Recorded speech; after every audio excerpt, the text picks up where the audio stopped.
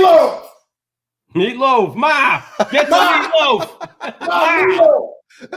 Ma. I gotta do that. I gotta do that during the podcast. We're live, bro.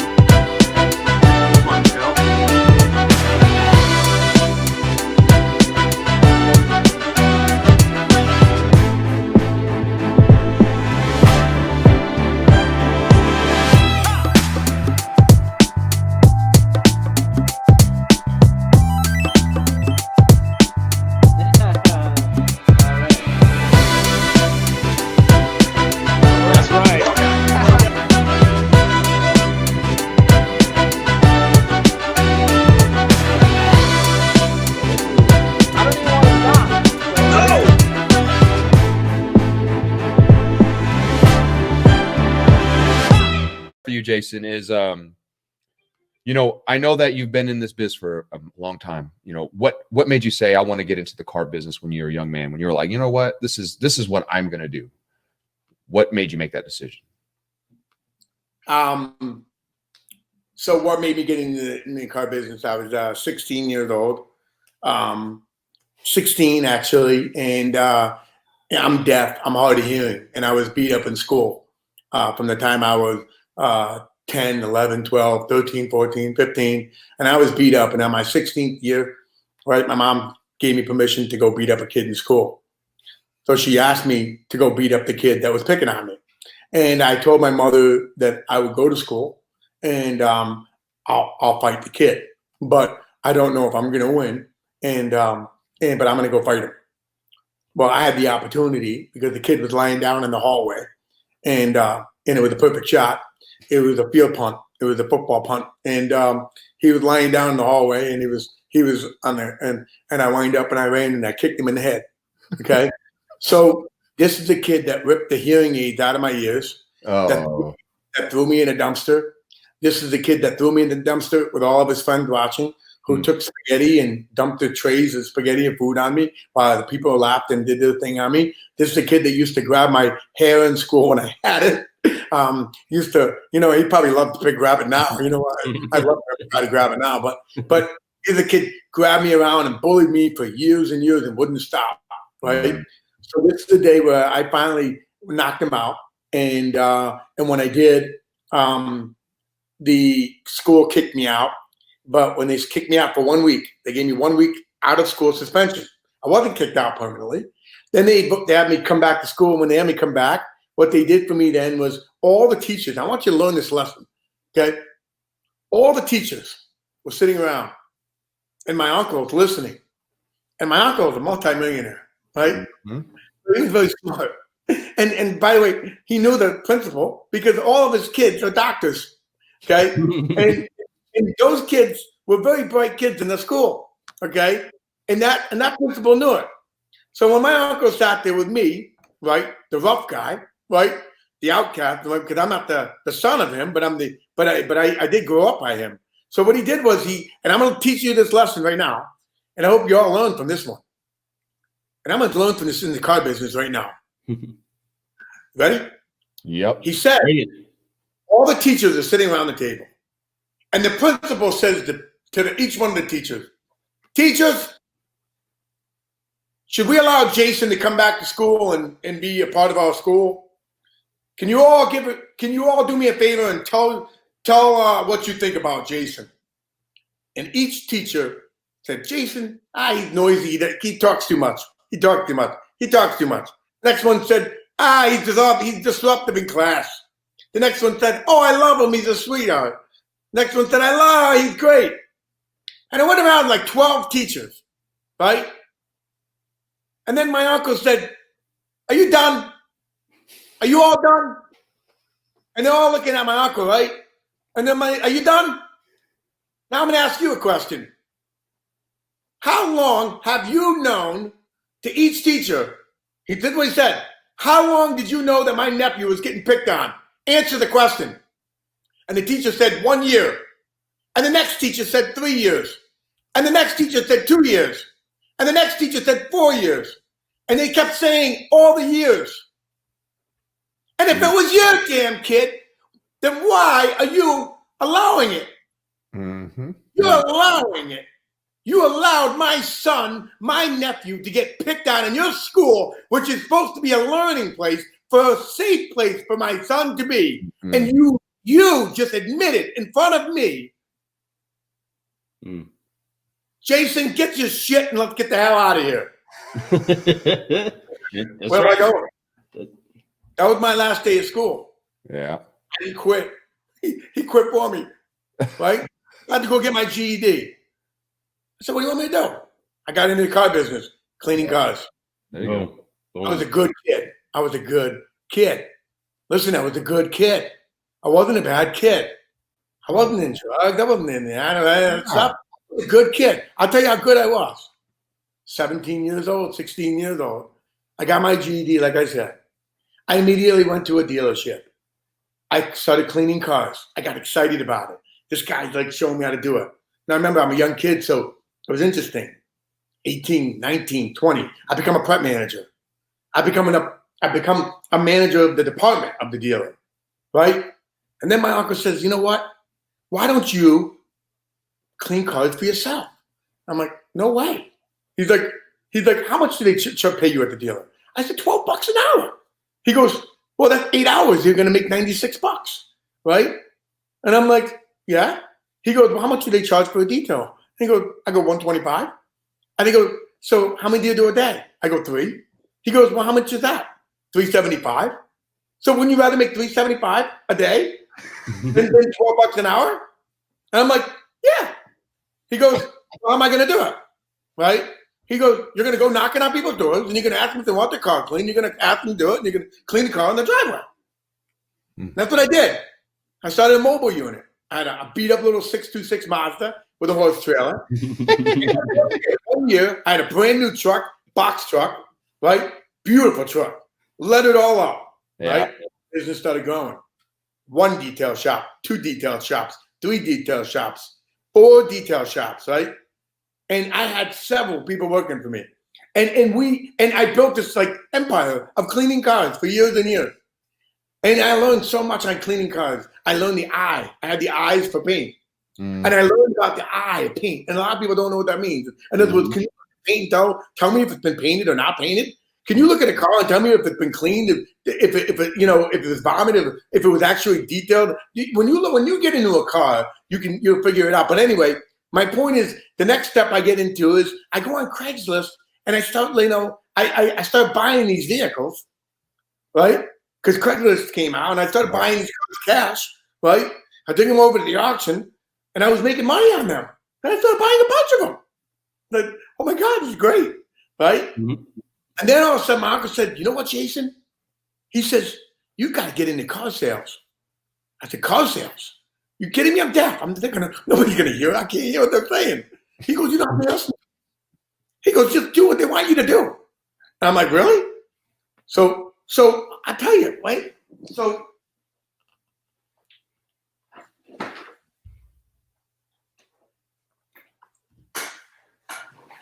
get into car sales. Right? Get into car sales. I love it. Look at that. Suitcase full of them bad boys. Look at that Plex. Keep winning. I just keep winning. Get you some of that. All I do is win, win, win, no matter what. Keep winning. And the plaques keep coming. And every month I just keep winning. And I kept winning and winning and winning. And some people ask you, how do you stay in the car business, right? How do you do it? How do you do it? And how did I do it? What happened was I got addicted to it. Because what happened was once I started winning, when I was I was a kid out of school who made nothing. And I started making some mad money selling cars. Mad money, right? And I did it every month. I was salesman in a month, every single month. If I didn't win, I was on vacation. Right? Even on vacation, sometimes I won. And that's the sad part. That's right. Yeah. That's the real car guy right there. Yeah. Now, so So you ask how I did it and why. So then I get into car sales. And then I did that for years. And one day I said, you know what? I got into social media really heavy in 04, 05, 06, 07. In 07, it really took off. 08, 09. You know, and social media is not about just what's on the camera. It's not, Facebook. This has to do with YouTube. This has to do with videos. And this has to do with camera, getting yourself in front of it, social media.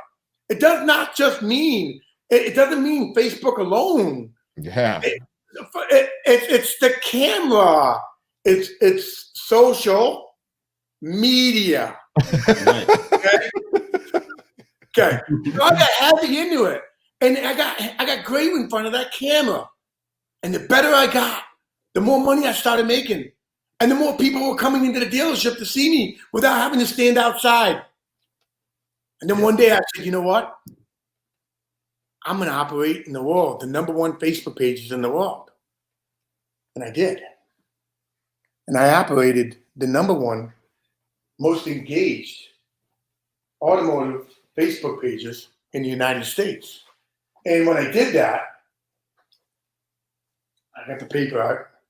I had it, got it somewhere, but here it is.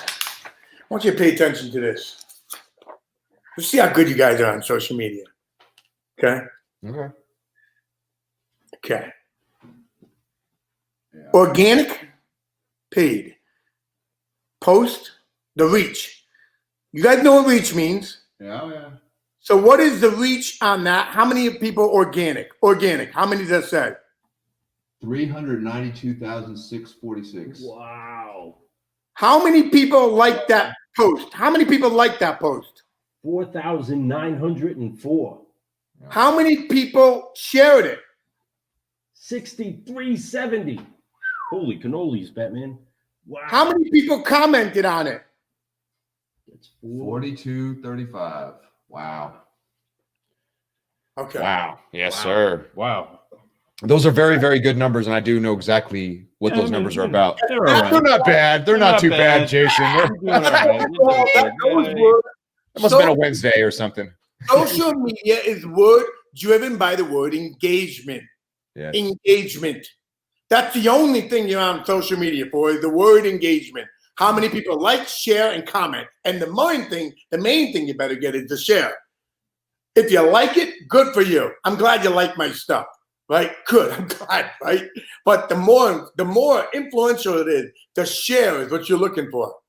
Yeah. Well, it doesn't matter what I'm telling you, because what I'm going to tell you anyway, don't worry about it, Subprime Hero, because we're going to be getting together anyway. After this coronavirus, Louis, we're going to get together anyway. We're going to sit down. We're going to show you this stuff anyway, because then I invented next sale. Yeah. And that's what I invented next sale. That's why I invented next sale. Oh, man. Well, I mean, to hold on to that next sale. Please hold on to the next sale app. We got to continue getting through this 5-liner, and we got a certain time for you to go ahead and plug in some next sale. But next sale will take up an entire session, folks. So we got to get through this 5-liner. Yes. Jason is dropping some good stuff and making this conversation easy. Yeah, we're at the 2 right here. Jason, sometimes that might be all you need. That's it. So that's a 2-liner. And honestly, you know, this is such good information, and I love it. I love that you're giving us such a good, deep story about where you're coming from. I love that the question I just asked about what got you in the biz brought up all that stuff, because that's what this is about. The show's speaking of organic. The show is organic. It's that's what it's supposed to do. It's supposed to bring out the organic in people. And so that being said, you know, being that you've been in the business, you've done so many different things in part of the business, whether it be being a detailer at a store when you were young, to owning your own detail shop, to getting into the business and selling cars, and then coming up with the next sale and next review and so on. So we can keep going on about your resume and all the accolades I could put by your name, which is great, man, because you've earned every one of those, you know. So, but when you were in this business, I'm sure there's been people that you, like, I'd say that you're an influence to me, right? I'm saying that El Patron is an influence to me. I'm saying that there's people out there. For you, I'm sure there was somebody that when you were coming up in this game, when you mentioned some people already, but there was somebody that made you go, that's the influence for me. That's what I see what he's doing. I want to be a person like that. Who would that person be, or who would those persons be, I should say? So in the car business, you mean? Like so usually the way somebody would pick somebody for this, because I'm sure you've had a lot of people influence you. Yeah, You've 'cause been it's in hard this to a name lot. them We've all. had a lot It's of like being an people award and be like, pouring I to want us, to thank. There's only one person. So with us, I picked the person that was pivotal, the one that first said, you can do this, and I believe in you, and I'm going to sow into you and train you. And the person that would be mainly responsible for the first bit of training. Sounds like his uncle would have been his person. biggest influence Yeah, so, when it comes to that to me. Yeah. So I guess I should say, since you've been in the business, who in the business has lifted you up? I guess I should say that. Somebody that said, boom. I definitely wouldn't be where I am unless I had this person. You know what? Exactly. You know, everyone's going to say who they're going to say. All right. So, you know, again, I'm very strategic about how these questions are being, because I'm trying to think deeper. I always going deep. Go deep as you want. Okay. I will go back to say that my uncle was there for me growing up as a father, as a parent, who guided me. But I think my biggest influencer in the world was somebody that I know that didn't have a lot of money. I don't want to mention their name or their life and then whatever. It was somebody that didn't have anything at all, who doesn't still to this day have anything at all. He influences me to be a better person, and not because again, this goes deep. Yeah. There's a guy that I'm friends with, and we're best friends, and I don't bring his name up and say and nothing, you know, and I feel, and he knows it himself. He knows who it is. Yeah. He knows it himself. We had a talk today or yesterday, you know, about his life and you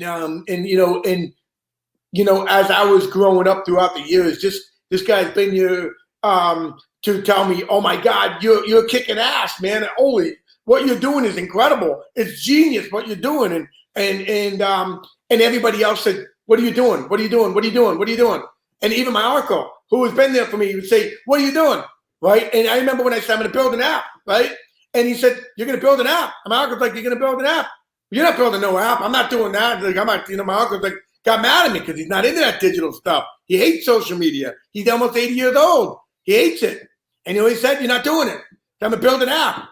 4 months later, I got $500,000 in my bank account, right? So from that app, so I'm not, you know, Nextel didn't hurt me, you know, right. that app didn't hurt me in 4 months. Matter of fact, I shocked him. So the influencer I got is somebody that I shock, and I keep shocking them, and it's somebody that it's somebody that I get to see their face and reaction, who tells me the real truth and hits me with real answers, and hits me up with rebuttals, and hits me up with stuff that I'm going to do wrong, and he's one that lives a simple life, and he won't go any step further, and he won't take a chance to move forward. He influences me to jump even further. Yeah, and I feel you on that, Jason. That's good. That is deep. Very deep. Very deep. At the end of the day, you don't take a chance. We don't take this chance. We just will never know. And I said to him, you can't fail. Listen to me. What does failing mean? I can tell you, I lived in a mobile home. I lived in a trailer park. Who cares? I lived in an apartment. Yeah, who cares? Who cares? I mean, I lived in $1.5 million home. Great. I don't give a shit. But I live in a condo now, you know, up in upstate New York. I'm stuck up here till I can get down to Florida, my home in Florida. But again, listen, at the end of the day, it doesn't matter where you live or what it is. All that matters is again, so many people weigh on the money. And your real influencer is a person that will give you real feedback. And that will give you, if he gives you the real feedback, then you're going to have to figure out the answers, the challenge to get through that feedback. And so over the years, he asked me the question, and it was a good one. It was so damn good, right? Yeah. And so his questions were so good, and I didn't have an answer, and I just had to go do it. And then I came back with the answer. And as the years went on and on, I made a lot of money in that time. And that's my influencer. My influencer is somebody that pushed me indirectly, not pat me on the back like my family, my buddy, or somebody that says, you know, gives a quote. You know, the quotes are great. Okay, listen to me. Quotes are great. Inspiration's great. Motivation's great.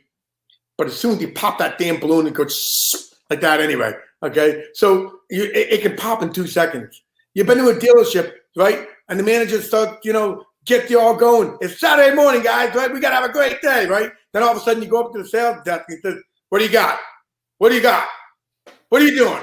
You don't got a deal for me? Come on, go on, right? So that's the same guy that just had the meeting about an hour ago. That was just motivating everybody. We've all been there. We've all had those type of managers, right? So my inspiration is somebody that pushed me indirectly, that wasn't full of shit, and that's the kind of that's what I needed to go forward. And like you say, everyone's going to need that to go. You're going to need that push, and you're going to need a real push, and you're going to have answers to all these questions. And some of those questions are not generic questions, but the more detailed questions.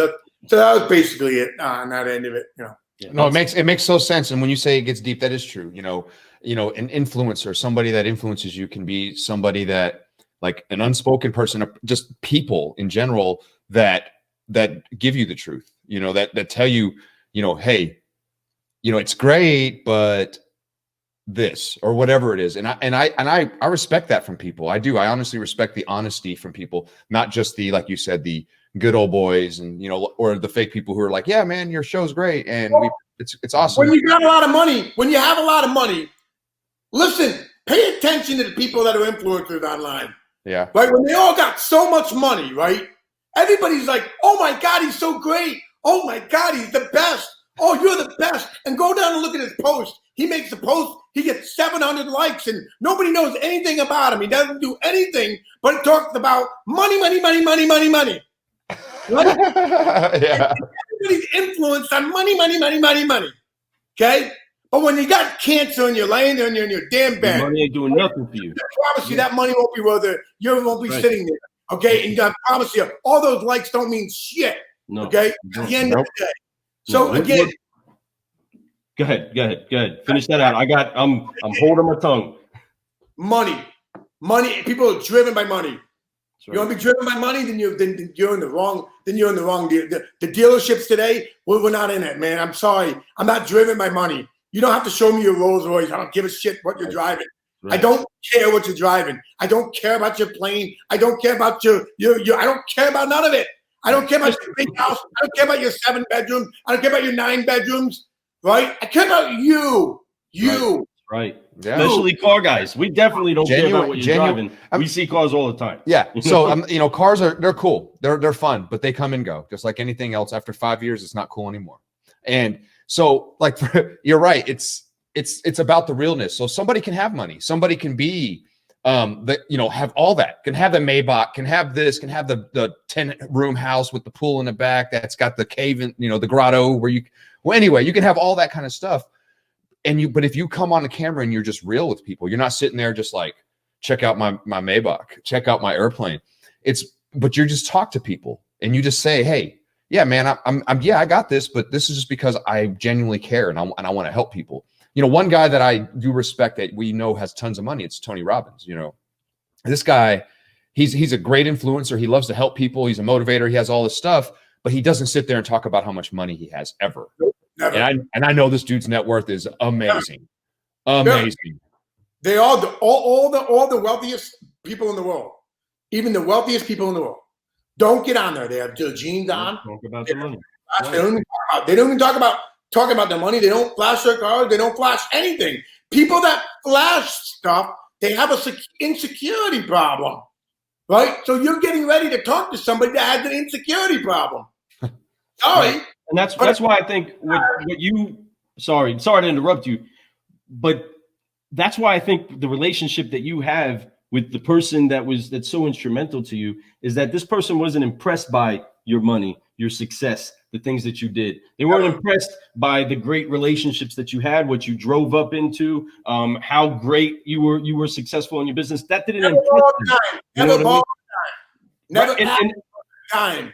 And that is a real relationship with somebody that's solid. And that person that's usually that solid with you is going to do one of two things. They're either going to actually leave some sort of a stain on you. I mean, we're sitting at a table here. Fred made this entire table, okay? Custom made table that we're sitting at here in the cafe. Fred made it. And there's so much of an application process that's occurred inside of that in order to get this table even to the place where it could carry a stain, it had to be sanded a certain way. And to have people inside of our lives that can be a sandpaper, that can rub up against us, and it might shave away what we wanted to keep. It might actually be scathing and hurt us. Having those types of relationships with people are the only way that they leave you smooth enough or prepared enough to even receive a mark, to let this stain go in. I remember the process of him going through it. Oh man, I need to resand this other spot over here so I can put that stain down. You know what I mean? And there was so much fun and passion that he put into creating this, but the process of it was still, it was not ready for what it was going to do yet until it had the application of a hard sandpaper that then took away the parts of it that didn't belong there and then revealed what was the best potential. And that's what great relationships do. They keep you humble. They humble you every time. And so like, because we all can get there, we all can like get so much grace from people and praise, and you're like, man, I am the shit, you know.